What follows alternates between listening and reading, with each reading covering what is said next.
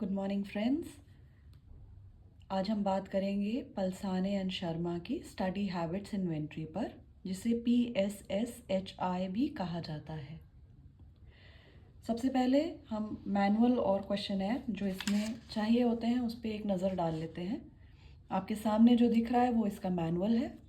Manual को मैं आगे पलट रही हूँ, आप एक बार इस पर देखिएगा।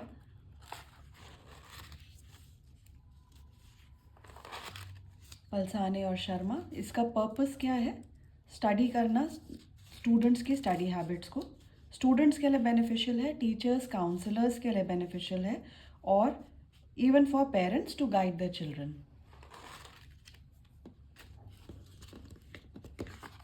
ये 8 एस्पेक्ट्स को ध्यान में रख के चलता है स्टूडेंट्स की। Budgeting time, physical conditions for study, reading ability,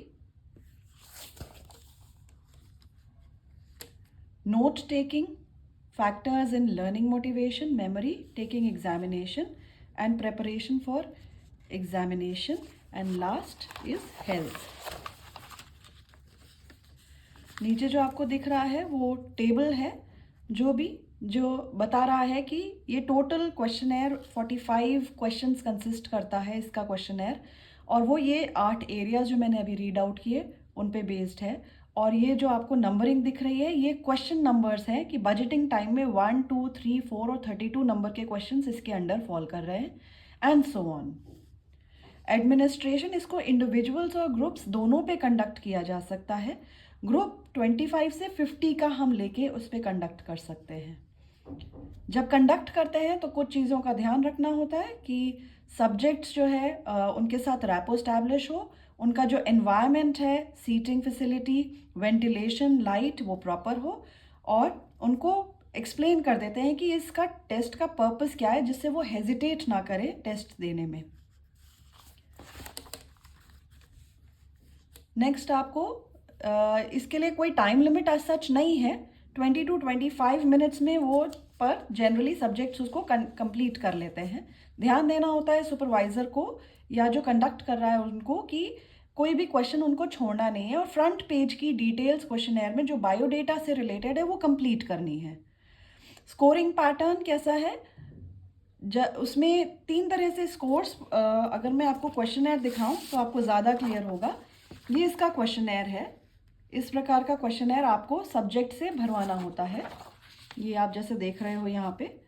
और इसमें हर एक क्वेश्चन का 3 ऑप्शंस दिए हुए हैं। 3 ऑप्शंस में सदैव, बहुधा, कभी कभी, कदापि या कभी नहीं, ये 3 ऑप्शंस हैं। अब इन 3 ऑप्शंस के हिसाब से ही हम मार्क्स देते हैं। अगर बच्चा ऑलवेज या मोस्टली मार्क करता है तो 2 नंबर मिलता है, समटाइम्स मार्क करता है तो 1 नंबर, नेवर मार्क करता है तो 0 नंबर। कुछ क्वेश्चंस ऐसे हैं जिसमें जो स्कोरिंग है वो उल्टी चलती है। जैसे ये क्वेश्चन नंबर आप देख रहे होगे यहाँ लिखे हैं, और उसमें स्कोरिंग रिवर्स हो जाती है, 0, 1, 2 हो जाती है। जैसे ऑलवेज और मोस्टली को 0, समटाइम्स को 1 और नेवर को 2 मिल जाता है। तो उस हिसाब से हम स्कोरिंग को लेके चलेंगे। मैक्सिमम मार्क्स जो वो ऑब्टेन कर सकता है वो 90 है, जो उसके गुड स्टडी हैबिट्स को बताता है।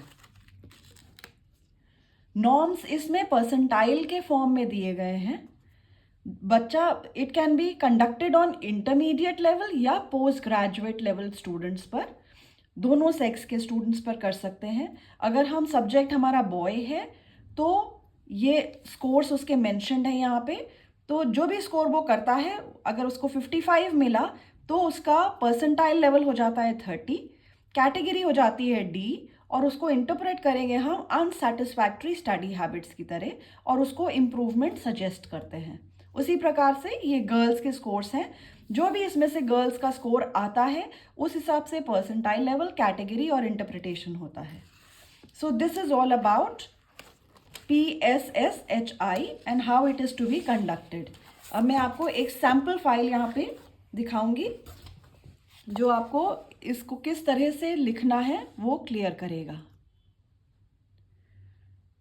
थियोरेटिकल एस्पेक्ट से शुरू करते हैं हमेशा फाइल को, जो आपको स्टडी हैबिट्स क्या है वो क्लियर करना होता है थियोरेटिकल एस्पेक्ट में, और साइको वाइवा प्रैक्टिकल में भी आपको उसी पे बेस्ड क्वेश्चंस भी कई बार पूछे जाते हैं other than the report that you have made. सबसे पहले स्टडी हैबिट्स, 2 वर्ड्स तो स्टडी और हैबिट्स। तो हम पहले स्टडी का मीनिंग, उसके डेफिनेशंस, क्या नीड है स्टडी की, टाइप्स कितने हैं स्टडी के,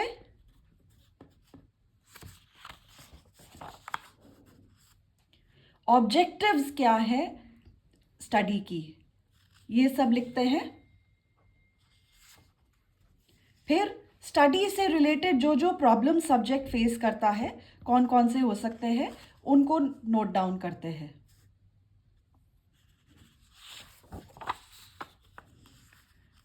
कौन से कारक या फैक्टर्स अफेक्ट कर रहे हैं स्टडी को, हम उनको फिर जॉट डाउन करते हैं अपनी फाइल में।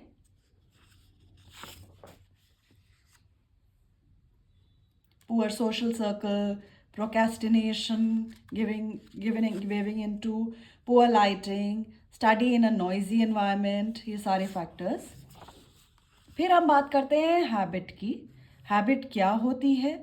रूटीन ऑफ बिहेवियर जो रिपीटेडली अकर कर रहा है सबकॉन्शियसली। उसी तरह से अमेरिकन जर्नल ऑफ साइकोलॉजी ने हैबिट के लेके क्या कहा, मीनिंग देंगे हम हैबिट का, उस पे बेस्ड कुछ डेफिनेशंस देंगे। गैरेट की डेफिनेशन आप यहाँ देख रहे हो, स्टर्ट और डार्कन की, रायबर्न की। फिर कैरेक्टरिस्टिक्स हैबिट के क्या होते हैं, अक्वायर्ड डिस्पोजिशन है, यूनिफॉर्म रहती है, एक्यूरेट होते हैं, प्रॉम्प्ट होते हैं, इंडिपेंडेंस ऑफ अटेंशन रहता है, बहुत ज़्यादा अटेंशन की ज़रूरत नहीं होती। फिर जो कारक हमारी हैबिट्स को इफ़ेक्ट करते हैं या फैक्टर्स, जैसे फिजिकल फैक्टर्स, सोशल फैक्टर्स, हमारे आसपास के लोग हमारे हैबिट को डिटर्मिन करते हैं, अफेक्ट करते हैं, इकोनॉमिकल फैक्टर्स और एनवायरमेंटल फैक्टर्स। नेक्स्ट हम बात करते हैं study habit together. What is study habit? Regular tendency one depicts during process of gaining information through learning. Definitions कुछ हम उसमें देंगे, कैरेक्टरिस्टिक्स बताएंगे स्टडी हैबिट के। फिर again we come back to factors जो इफेक्ट करते हैं स्टडी हैबिट को, और लर्निंग पे स्टडी हैबिट्स का क्या इफेक्ट पड़ता है या role of study habit in learning, उसको लिखेंगे।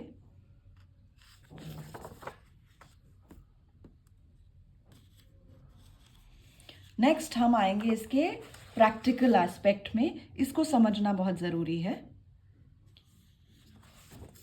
सबसे पहले name of the test, Palsane and Sharma का स्टडी हैबिट्स इन्वेंट्री। फिर ऑब्जेक्टिव्स, इंपॉर्टेंट है, सबसे इंपॉर्टेंट चीज़ वाइवा के लिए भी, to know about the study habits of the subject by using study habit inventory. और दूसरा the study habit of subject which needs improvement and give suggestions based on it. फिर description of the test आ जाएगा, description of the subject आ जाएगा जिसके ऊपर हम ये test conduct करने वाले हैं। इन हेडिंग्स के अंडर में हम उसका डिस्क्रिप्शन लिखेंगे।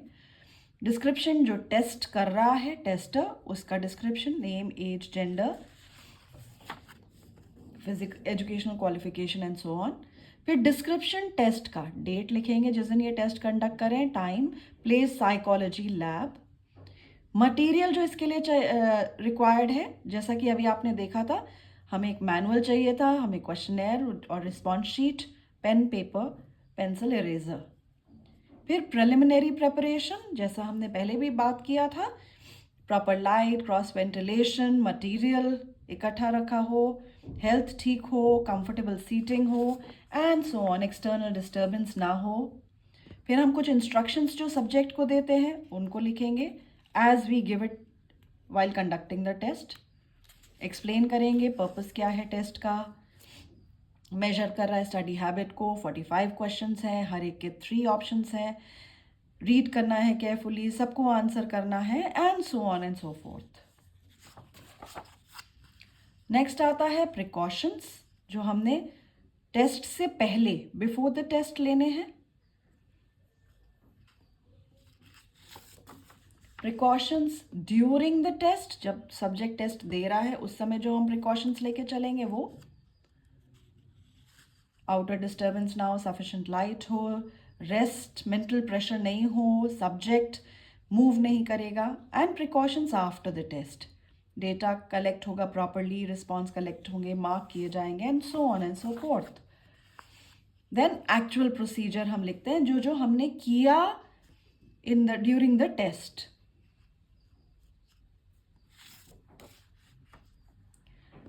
इंस्ट्रक्शंस दिए, प्रोसीजर बताया, ऑप्शंस बताए, जो मैंने आपको मैनुअल में समझाया था वो, जो स्कोरिंग बताई थी वो, और नेक्स्ट हमारी फाइल में हम वो क्वेश्चनर स्टिक करते हैं जो हम स्टूडेंट ने हमें भर के दिया है या सब्जेक्ट ने हमें भर के दिया है, जैसा आप नीचे देख रहे हो।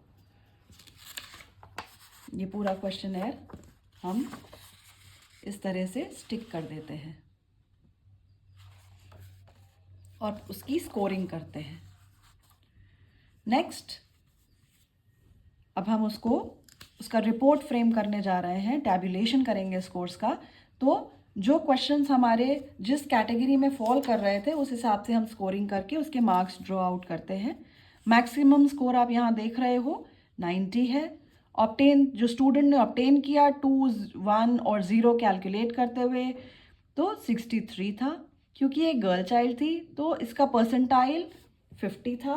अगर मैं इसको आपको और क्लियर करूं तो यहाँ आप टेबल में देख सकते हो इसको, 90, 63, 50 गर्ल चाइल्ड था, सो 53 उसका स्कोर, 63 उसका ऑब्टेन्ड स्कोर है बच्चे का, तो 63 स्कोर है, 50 उसका परसेंटाइल हो गया, तो यहाँ परसेंटाइल लेवल 50 आ गया।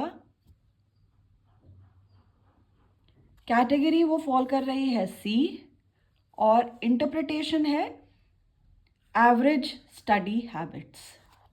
इस प्रकार से आप उसका टैब्यूलेशन करते हो। टैब्यूलेशन में परसेंटाइल इंपॉर्टेंट चीज़ है। परसेंटाइल क्या होता है? वो एक वैल्यू है ऑन अ स्केल ऑफ 100। उसको एक इंटरप्रेट कैसे करते हैं? इस सब्जेक्ट के लिए, पर्टिकुलर के लिए, this subject is higher on study habits then 49 out of 100 individuals. कैसे कह रहे हैं? 50 एक रैंक है इसकी, तो 49 स्टूडेंट्स इससे नीचे खड़े हैं अगर हम 100 स्टूडेंट्स या इंडिविजुअल्स की बात करें तो। नेक्स्ट, आप इसी रिजल्ट को इस तरह से रिप्रेजेंट करते हैं, total score, percentile, category, interpretation.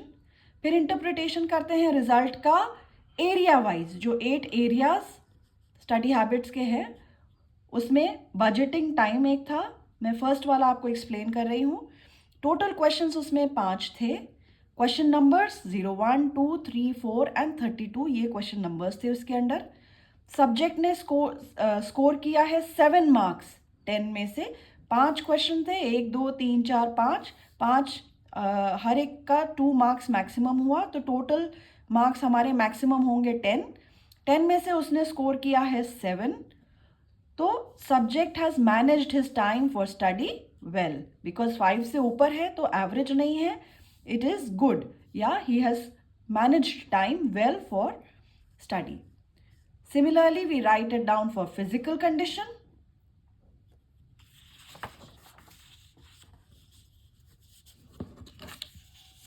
Then we write it down for reading ability, note taking, learning motivation and memory. इसी तरह से हम इंटरप्रिटेशन करते हैं इन सारे एरियाज के स्कोर्स का। टेकिंग एग्जामिनेशन और हेल्थ। फाइनली हम उसका कंक्लूजन लिखते हैं। कंक्लूजन में उसके study habits average study habits में फॉल कर रहे हैं, और rest of the interpretation as you can see we write it down. Last, we write the educational implications, जो उसके स्कोर्स बता रहे हैं उसके बारे में, उसकी स्टडी हैबिट्स के बारे में सब्जेक्ट की। And finally we write down the references of all the books that we had taken into consideration while conducting this test and while studying about this test. Thank you. If you like my video, please like, share and subscribe.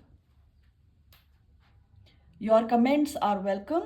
Any doubts, if you have, do write in comments. I will personally answer them.